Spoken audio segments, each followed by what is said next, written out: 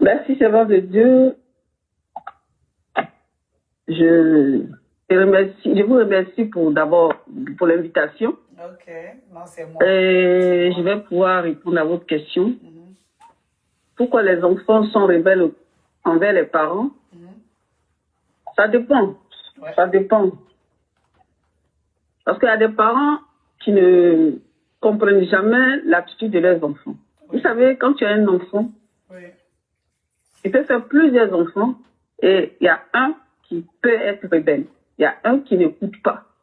Okay. Il y a un qui a toujours un comportement autre. Yeah. Mais quand c'est comme ça, il faut chercher le pourquoi cet enfant est comme ça. Soit c'est parce que il ne veut pas écouter, soit c'est parce que il n'est pas encadré, soit parce que les enfants, quand ils sont nombreux, il y a toujours la jalousie. Oui, oui. Soit c'est les parents qui font la division entre les enfants, alors qu'ils viennent du même père, de la même mère. Mais les parents font souvent les parents ont des comportements qui blessent certains enfants. Bon, quand l'enfant n'est pas fort moralement, il peut se sentir frustré. Il peut dire que ses parents ne l'aiment pas. Or, c'est pas vrai. Un parent qui met son enfant au monde, un vrai parent, ne peut pas détester, ne peut pas créer des divisions entre les enfants, sachant que ça peut frustrer quelqu'un. Ça, c'est le premier point. Deuxième point, c'est que il y a des parents qui peut-être abandonnent les enfants, qui maltraitent, peut-être même sans savoir que les parents sont en train de maltraiter leurs enfants. Oui. Il y a aussi les abandons. D'autres peuvent mettre des enfants, mais les abandonner, et ça peut révolter ces enfants plus tard. Donc, il y a plusieurs paramètres qui font que souvent les enfants sont rebelles. Merci. Je ne sais pas si je me fais comprendre. Merci encore, oui. Et aussi, il y a parfois, je vais vous donner juste cette question, je vais vous poser cette question. Un parent, un homme qui enceinte sa femme. Et quand la femme est enceinte, sachant qu'il n'est pas prêt, sachant qu'il n'est pas prêt peut-être financièrement ou bien émotionnellement ou bien il y a plein de choses matériellement ou bien il y a plein de choses. Donc il voit que non, la femme, ce n'est pas le moment de garder l'enfant, de garder la grossesse. Mais la femme ne pas prendre ce risque. Quand elle garde cette grossesse, elle se sent abandonnée. Elle se sent abandonnée. Parce que c'est un cas que nous avons vu ici pour la première partie. Elle a été abandonnée. Waouh! Elle a été abandonnée. Maintenant, ce monsieur, plus tard, quand il revient, d'abord, mais quand il abandonne la femme et l'enfant en même temps, est-ce que ce père-là, on peut toujours, l'enfant, comment l'enfant puisse le considérer? Ça, c'est ma question. Comment puisse considérer, cet enfant puisse considérer ce père? Parce que c'est lui qui est parti, c'est lui qui a abandonné. Il y a des mères aussi qui enfantent et qui abandonnent leurs enfants. Mais le monsieur a abandonné une femme dans son état où elle atteint un enfant, où elle porte une vie, et l'a abandonné et l'a laissé seule disparaître comme un voleur. Mais dans ce moment-là, quand l'enfant va naître, et on va lui expliquer l'histoire plus tard, comment est-ce qu'il va regarder ce dernier? Comment il va considérer ce dernier? Il restera toujours un père digne, il restera toujours un père bon, il sera vraiment juste là, excusé, puisque même il ne le connaît pas, parce qu'il a fui. Comment il va considérer cet homme? L'enfant. Ok. D'accord. Merci, servant de Dieu. Effectivement, ces cas-là même, j'ai ces deux cas que vous expliquez là. Ces cas sont déjà arrivés. Même à l'instant où on parle, ces cas sont encore dans ma famille. Là, j'ai ma nièce qui est en terminale, une petite fille qui est tombée enceinte. Et les parents ont convoqué celui qui l'a enceinté. Et quand le jeune est venu avec ses parents ont refusé carrément la grossesse. Parce qu'ils avaient peut-être peur, je ne sais pas, mais ils ont refusé la grossesse. Présentement, cette grossesse est là. Je vous parle, l'enfant, la grossesse va avoir 6 mois dans ces jours. Donc, on a accepté, on a demandé pardon au papa de la fille. C'est frère, la fille n'a même pas encore accouché. La fille n'a pas encore accouché, elle va accoucher en février-mars. Donc, on a demandé pardon au papa parce qu'il paye l'école de sa fille. Et il est vraiment déboussolé. On lui a dit, c'est la vie, c'est pas grave. Elle n'est pas morte. Il faut accepter. Il y a des femmes, il y a des gens qui cherchent des enfants. Donc, accepte. Donc, maintenant, le papa de la fille a accepté. La fille est là.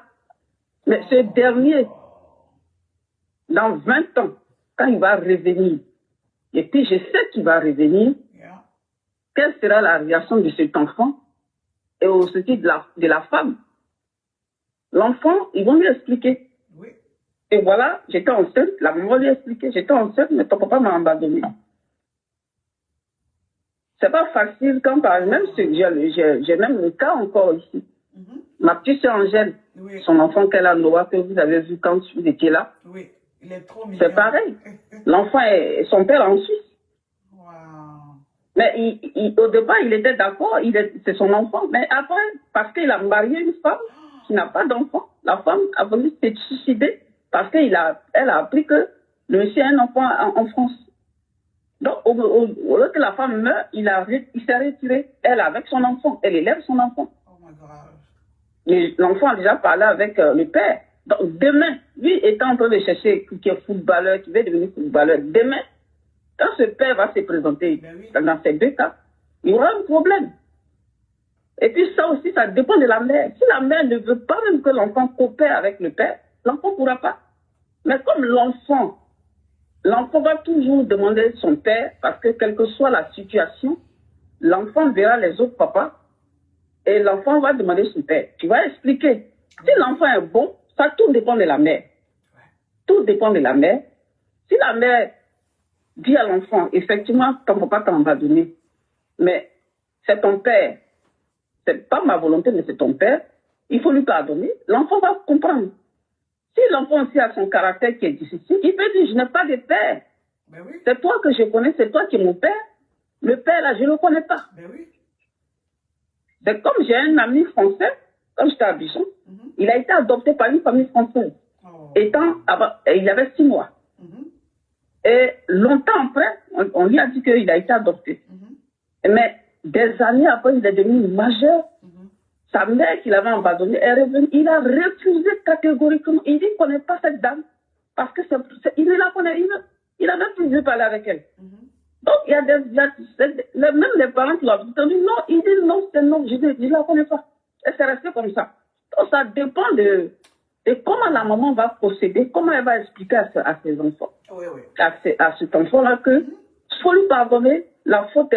Nous tous, on est des humains, on peut faire des fautes. Pardonne à ton papa. Et c'est ton père. Mais il peut lui pardonner comme il peut ne pas lui pardonner. Et là, on ne peut pas l'en vouloir. C'est clair. On ne peut pas l'en vouloir. C'est son droit de refuser, de coopérer avec, c'est son droit. Mais, bon, étant chrétien, nous, étant chrétiens, ça fait mal, on est obligé de pardonner.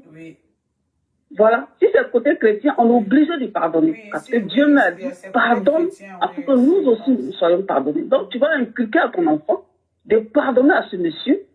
Peut-être qu'il était dans des moments difficiles. Peut-être qu'il n'avait pas eu de maison. Il était chez ses parents. Et cette histoire s'est passée. Donc, il était obligé d'accepter ce que les parents ont décidé. Maintenant qu'il travaille, il veut revenir. Donc, ça va être difficile, mais avec Dieu, rien n'est difficile. On est obligé de pardonner. Bon, pour quelqu'un qui est laïque, en tout cas, c'est le non, c'est non. Moi-même, mon cas, le père de mes enfants était en France. Moi, j'avais mes enfants. Mais j'aime l'homme. J'ai toujours dit à mes enfants, s'il ne vous a pas fait partir en France, c'est la volonté de Dieu. Mais moi, je connais ce monsieur, ce n'est pas de ta faute. Pardonnez-lui. J'ai toujours dit à mes enfants de pardonner à leur papa. Parce que ce n'est pas lui qui vous donne le souffle de vie. D'abord, il vous a mis au monde, mais ce n'est pas lui qui vous donne le souffle de vie. C'est Dieu. Regardez à Dieu, il va faire. De la manière qu'il vous donne le souffle de vie, il va vous envoyer dans de bonnes conditions. C'est comme votre papa n'a pas pu faire. Dieu le fera. Voilà comment mes enfants ont coopéré à ce monsieur jusqu'à ce qu'il meure. Et si j'étais une mauvaise mère, ne lui adressez pas la parole parce qu'il n'a pas voulu que vous soyez heureux. Alors qu'il y a des situations qui se font. Spirituellement, le monsieur peut être attaqué par la sorcellerie, par beaucoup de choses. C'est lui qu'on voit, mais à travers lui, il y a des esprits qui l'enveloppent et il ne peut même pas aider quelqu'un. peut, même son propre sang. Mais pour quelqu'un qui réfléchit bien, qui sait qu'il y a des choses qui peuvent se passer comme ça, tu dis à tes enfants, non, laisse tomber. Dieu, il est Dieu, il va faire. Et je sais que ce Dieu le va faire. Donc, la question pour répondre, c'est d'encourager l'enfant, en tout cas si tu es chrétien, d'encourager ton enfant à pardonner à ce papa-là, pour que lui-même, l'enfant, soit heureux demain. Oui. Voilà. Ouais, c'est difficile, c'est vraiment difficile et c'est tellement lourd. Et ce message, ce sujet, ici, bienvenue encore à TTLG, c'est la chaîne TTLG où on parle de famille, on parle des faits de société, c'est sans tabou.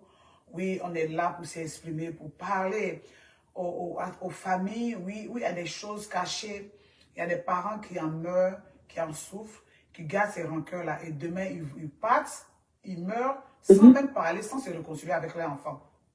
Pour une erreur, pour une faute, c'est de ça qu'on parle aujourd'hui. Vaut mieux prévenir que guérir. Donc, aussi, ce que vous avez dit, c'est tellement intéressant et important. Oui, c'est ça. Mais il y a des pères, ça c'est des cas pour ceux, parce qu'il y a plusieurs cas de figure. Il y a des pères, il y a des pères qui vivent avec leur enfant et la mère n'est pas là, elle est à l'étranger, ou bien ils vivent seulement avec leur... ils se sont remariés et les enfants restent avec le père, la mère est partie, les séparations involontaires, que nul ne veut se mettre en couple et puis se divorcer ou partir. Mais il y a les réalités de la vie. Si vous n'êtes pas fait pour l'un l'autre aussi, vous pouvez vous séparer. Et quand les enfants restent, ou même les parents voyagent, le père peut être à l'extérieur et rester avec la mère. Ou c'est vice-versa. Les enfants peuvent rester avec leur papa et la mère à l'extérieur. Mais le père devient le monstre de ses enfants. Il traumatise les enfants. Parce qu'il a une histoire, il a une rancœur avec la maman. Il décharge sa colère sur les enfants. Et il les maltraite, son propre sang. Il leur dit des mots vraiment méchants. Il n'y a pas d'amour. Tout ce qui sort, il n'y a pas d'encouragement. Tu es bête, tu n'es pas intelligent. Toi, tu ne peux pas réussir à l'école. Je regrette de t'avoir connu. Ce genre de paroles que l'enfant enregistre à chaque fois dans son cerveau, qui va build inside de l'enfant, de hatred. La personne va commencer à vivre la haine partout. L'enfant va partir. Et pourquoi? Parce que son père biologique, son géniteur, ou sa mère a dit des paroles, parce que la colère qu'elle a eue avec le monsieur, elle décharge ça. Si elle savait, j'allais même t'avorter. Tu vois, disent des gens de paroles à l'enfant, mais il fallait avorter. Vraiment, et tout ce poids-là sur l'enfant. Et l'enfant devient vraiment un rebelle. L'enfant va même contre les parents, le père ou la mère. Mais les parents, en ce moment-là, ma question, est-ce qu'ils réalisent un seul instant la douleur, le chagrin, les paroles de malédiction qu'ils sont en train de mettre sur les enfants? Et il y a les parents qui maudissent leurs enfants. Donc, est-ce que les parents, ils disent qu'ils aiment Dieu, ils servent Dieu, mais quand il y a un problème, ils mettent la Bible à côté, ils oublient Dieu. La chair revient sur surface, ils commencent à vraiment devenir très amers. Mais est-ce qu'un père ou une mère, est-ce que c'est normal de traiter ton propre sang de la sorte, juste pour la colère, maudire, dire des méchancetés à ton enfant? Tu ne vaux rien, tu es nul, tu es maudit, je regrette de t'avoir accouché, de t'avoir comme mes enfants. Je savais que j'allais t'apporter. Est-ce qu'un parent peut dire ce genre de choses à son enfant? Parce qu'il y a les conséquences dans les paroles. Qu'est-ce que vous répondez à cela? Effectivement. Vraiment, c'est D'accord. Merci. Merci, servant de Dieu. Pour répondre à votre question, concernant ces genres de comportements envers les enfants maltraités, envers ces enfants qui entendent des mauvaises paroles dans la bouche de leur, soit le beau-père, ou la belle-mère, ou même les parents même, parce qu'il y a des parents qui disent plein de choses, des méchantes paroles envers leurs enfants, et les enfants écoutent comme ça soit le beau-père, ta maman n'est pas là, le mari de ta maman, ou bien la femme de ton papa. Et de ton papa qui peut dire des méchancetés envers toi. Oui, ça c'est révoltant. C'est vraiment révoltant. Parce qu'un enfant n'a pas demandé à venir au monde. Même si ce n'est pas toi qui l'as accouché. tu avais marié sa maman, bien tu avais marié son père, et que ce monsieur se comporte comme ça, cet enfant-là, à force d'écouter, à force d'écouter des paroles, de mauvaises paroles, ici, là, c'est pas, d'autres, il y a des enfants même qui disent ici, c'est pas chez toi. Tu peux chez un oncle. Et puis, on te dit demain, ici, là, ces enfants, on te dit, c'est pas chez toi ici. Et toi qui n'as pas ton père à côté, ou bien ta mère à côté, ou bien ta maman qui ne travaille pas, tu es chez une tante, tout ça, c'est la maltraitance. Oui. Ça va révolter sur ton enfant. Mais moi aussi, ça va révolter d'autres. Mais si tu as un enfant que tu es devenu peut-être même majeur, parce que quand l'enfant a 5 ans, 3 ans, 4 ans, l'enfant ça va rien lui dire. D'abord, l'enfant sait qu'il est maltraité, parce qu'un enfant n'oublie pas.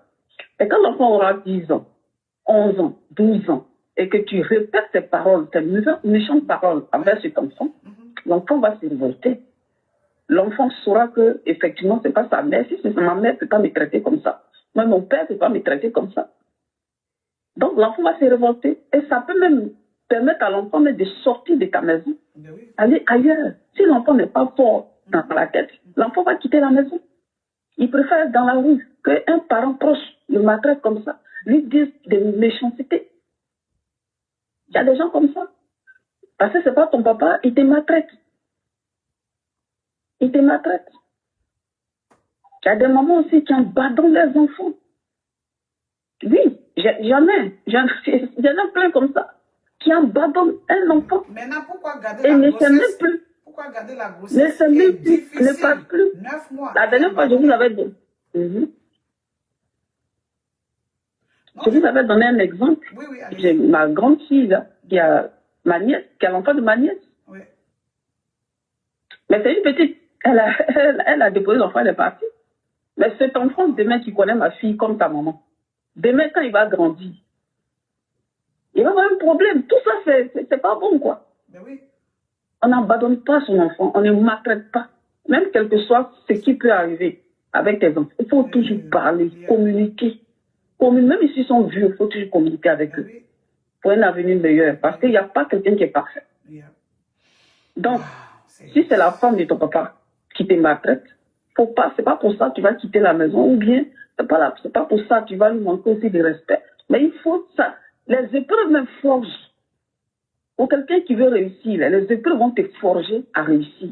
Si la femme de ton papa, ta maman ne t'aime pas là, que la femme te maltraite à ce point, le père de ton, le mari de ta maman te maltraite, ça va te forger. Si tu es fort moralement, ça va t'amener à réussir. Pour lui montrer que sans lui, toi, tu as réussi. Mais souvent, d'autres vont sombrer dans la drogue, vont sombrer dans le vol, vont sombrer dans d'autres choses, abandonnant même l'école. Parce que simplement, on les a abandonnés, on les a rejetés. Mais il faut parler. Toi qui peut-être remplaces cet enfant, qui n'est presque pas ton enfant, mais tu prends cet enfant, tu adoptes cet enfant comme ton enfant, il faut lui donner un amour. Quand l'enfant va sentir un amour autour de lui, il va évoluer, il va s'en sortir. Oh, wow. Donc, c'est qu'on fasse des efforts vraiment pour encadrer ces personnes. Sinon, l'enfant va se révolter et peut tomber dans la drogue. Et c'est une fête terrible, quoi. Donc, c'est des choses qu'il faut éviter. De mal parler aux enfants. Je regrette d'avoir accouché. Dieu maudit, ton père m'a laissé. Il y a des mamans aussi qui disent ça. Ben oui. Ton père m'a abandonné. Tu ne sais pas un bon père. Je regrette si tu avais accouché, j'étais à Voltaire. Oui. C'est pas bon de parler comme ça à un enfant. Parce que lui n'a pas demandé à venir. Qui a envie de souffrir? Mais c'est arrivé, c'est arrivé. Et Dieu sait pourquoi. Donc, il faut toujours, les enfants rebelles ou bien les enfants abandonnés, il faut toujours les encadrer. Avec un amour, avec une manière de parler, ça va permettre à l'enfant de se stabiliser et de le mettre dans la dépression. Donc, voilà, c'est ce que je voulais dire. Il faut toujours parler aux enfants. Vraiment, il le faut. Merci, c'est vrai de Dieu. Il le faut. Merci, non, merci, c'est moi. C'est moi, oui, encore, parce que j'ai des cas même vraiment, même jusqu'à aujourd'hui, même l'enfant, cette maltraitance est restée comme une plaie qui n'est pas guérie dans le cœur de l'enfant. Et l'enfant grandit. Et le père, il y a des parents, je ne peux pas dire qu'ils sont irresponsables, mais immatures, ils ne reconnaissent même pas ils ne reconnaissent même pas leurs défauts. Ils se disent que étant père, ils ont tout le droit sur l'enfant de maltraiter, de maudire. Et quand tu essaies de leur dire, mais tu n'as aucun droit de maudire son enfant, c'est mon enfant. C'est ma manière, moi, de l'éduquer. Je ne sais pas, c'est quel genre d'éducation où on maudit. Il y a des gens qui raisonnent très mal. Vous savez de quoi je parle, maman? Des gens qui éduquent très mal. Et ils pensent que c'est en blessant l'enfant verbalement, en maudissant l'enfant, tu ne m'écoutes pas, tu es maudit. Et la parole prononcée sur l'enfant, ça va grandir. Pendant que l'enfant grandit, la parole grandit. Et rien ne va avec l'enfant. Il y a plein d'enfants aujourd'hui, hommes et femmes, les jeunes, qui sont maudits par leurs parents, juste par la couleur. Eux, aujourd'hui, leur vie, ils ne s'en sortent pas. Parce que leur Dieu sur la terre les a maudits à prononcer une parole de malédiction. Et partout, ils vont s'attacher. La seule solution, c'est de retourner, s'entendre avec les parents. Et il y a des gens qui disent, il faut verser l'eau, il faut demander pardon pour que tout ça là, doit se faire. Maintenant, mais l'enfant dit non. Mon père n'avait pas le droit de me maudire. Ma mère qui m'a porté pendant 9 mois, est-ce qu'elle a pu supporter la douleur où la Bible dit, je vais augmenter les douleurs de ta grossesse, femme. C'est-à-dire qu'il n'y a pas une autre douleur sur la terre qui est plus difficile que la douleur de l'enfantement. Donc, si la femme a pu surpasser cela, si elle a pu passer dessus, pourquoi maintenant, c'est les autres choses qu'elle ne peut pas encadrer un enfant? Il fallait qu'elle avorte. Mais l'enfant dit non, je ne veux pas. L'enfant reste, non. Maman m'a maudit depuis mon enfance. Je suis aujourd'hui adulte. Rien ne va, je n'ai pas de boulot, je n'ai pas de travail, je ne suis même pas mariée, je n'ai même pas d'enfant. Ou bien les parents, elles vont dire que parce que j'étais accouchée, tu vas voir, tu n'auras pas d'enfant aussi, Dieu va te faire payer. Aujourd'hui, il y a des gens, les parents restent, elles grandissent, elles se marient, il n'y a pas d'enfant. À cause de la parole que les parents ont prononcée depuis leur enfance. Mais, est-ce que ces enfants, ils vont avoir cette force, l'amour encore va rester pour aller vers les parents, pour faire vraiment la paix, pour que tout aille. Oh, c'est ça la solution. Mais si l'enfant dit non, je ne veux pas accepter, je veux que ma vie reste comme ça, je ne veux plus avoir affaire à ma mère ou à mon père, m'a déjà maudit, la malédiction m'a déjà détruite, donc je préfère rester comme ça.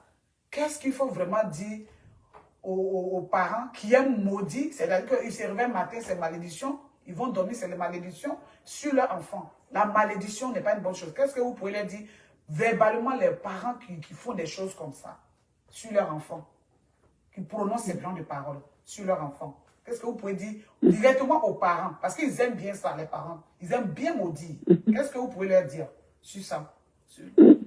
Ok. Merci, servant de Dieu. C'est en principe ce que je peux dire aux parents. Oui. D'abord, la bouche qui est là, elle est sacrée. Comme ça, on dit dans le langage,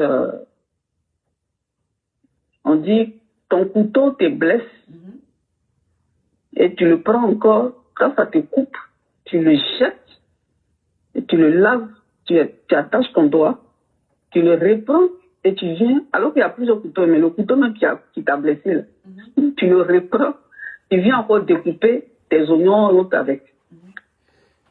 C'est pour dire quoi? C'est pour dire que quel que soit ce qu'un enfant va te faire en tant que parent,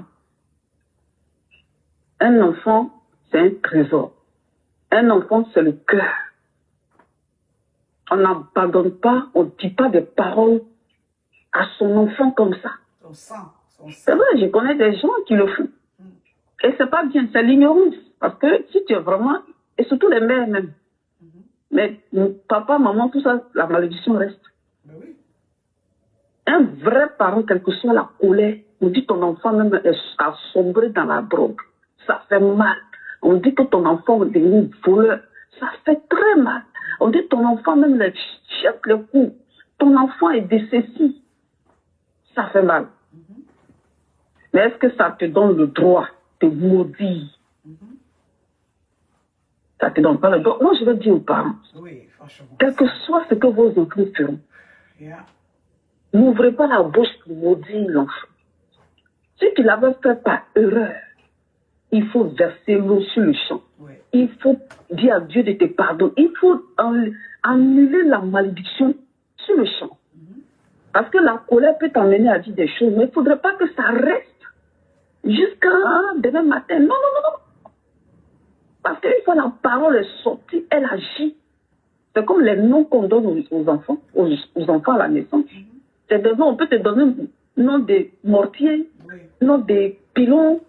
C'est des noms qui agissent. Mais s'il y a des noms comme grâce, comme chance, vous allez voir cet enfant, partout où l'enfant va passer, c'est la chance. C'est la chance. Ou bien grâce. La grâce de Dieu est toujours sur la personne. Donc, parents, chers parents, ne maudissons pas nos enfants parce qu'il y a une faute qui a été faite quelque part. Ne maudissons pas nos enfants parce que c'est toi, la maman ou le papa, tu vas pleurer. Tu le maudis là, il sera peut-être quelque part, mais il est attaché à toi à vie. On dit l'enfant de, le monsieur étant son enfant. Si tu veux, il faut le mettre dans la rue. Mais ton nom est collé. Donc, un enfant qui a fait une faute, tu peux t'énerver, mais ne le maudis pas. Parce que ça va agir. C'est toi qui as mis ton enfant au monde. On ne maudit pas les enfants. On ne chasse même pas un enfant de la maison. Nos parents ont fait ça.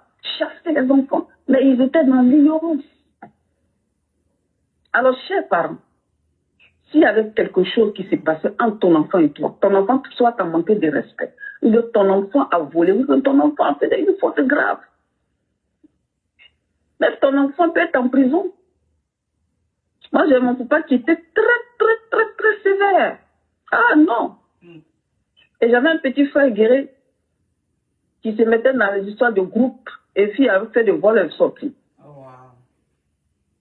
Ah non, papa, on ne jouait pas à lui. Ah, ça, c'est pas bon, là. Nous, on n'était élevés pas comme des militaires. Wow. Ah oui. Donc, l'enfant, on l'a arrêté. Oh. Mais à nous, à la maison, il fait croire qu'il ne va pas aller. Moi, je ne vais pas aller là-bas. Je n'irai pas là-bas. Oui, oui. Il est fâché. Mais il se cachait pour aller voir son enfant. C'est pour dire que l'enfant, c'est ton cœur. Oh, yes. Il se cachait pour aller à la prison, pour aller voir son enfant. Et arrivé là-bas, il pleure. L'enfant, si ça pouvait pleurer, tu vas partir. Oh. Et quand l'enfant est sorti de la prison, il a dit à ses soeurs que papa partait là-bas. On dit quoi? Lui qui dit que c'est pour dire qu'un père, quel que soit comment, doit aimer son enfant. Oui. Doit donner de l'amour à l'enfant. Parce que c'est en parlant à l'enfant que peut-être l'enfant peut être transformé. En parlant, l'enfant va être transformé. Mais ce n'est pas parce que l'enfant a fait une faute, tu vas l'abandonner, tu vas le maudire, ça va te suivre toi-même. Parce que si l'enfant pleure, c'est toi qui vas pleurer. Tu serais la risée des gens. On dit enfant d'eux. Donc je vous encourage, quelles que soient les fautes de nos enfants, ne les abandonnons pas, ne les maudissons pas parce que ce sont nos enfants. Ils n'iront pas ailleurs que chez vous. Au contraire, parlez à ces enfants-là. Inculquez le moral. Parlez-leur.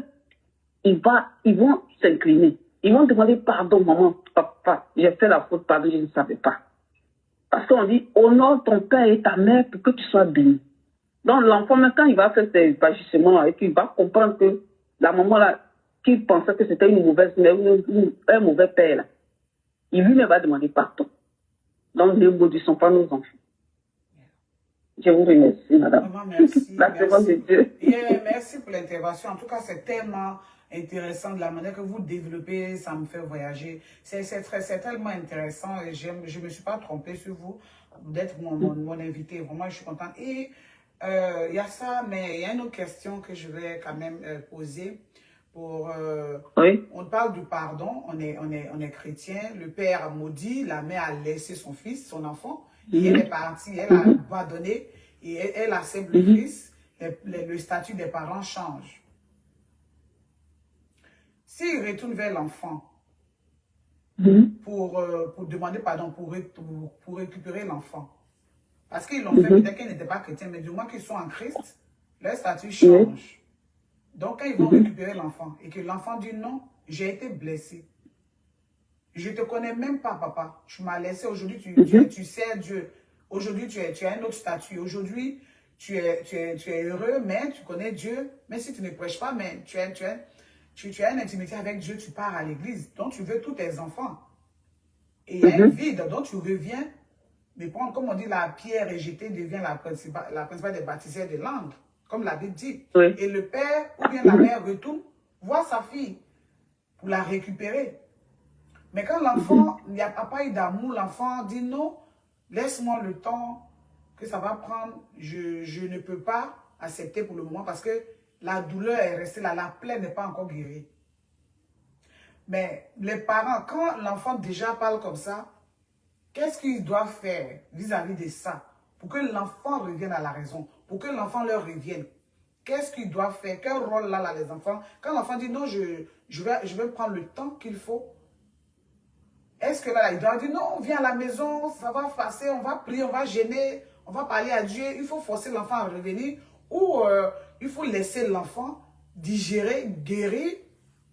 Et tôt ou tard, l'enfant, le sang ne se perd pas, l'enfant reviendra à la famille. Qu'est-ce qu'il faut faire? Parce qu'il y a des parents sur le champ là, ils veulent vite faire. Non, il faut venir à la maison.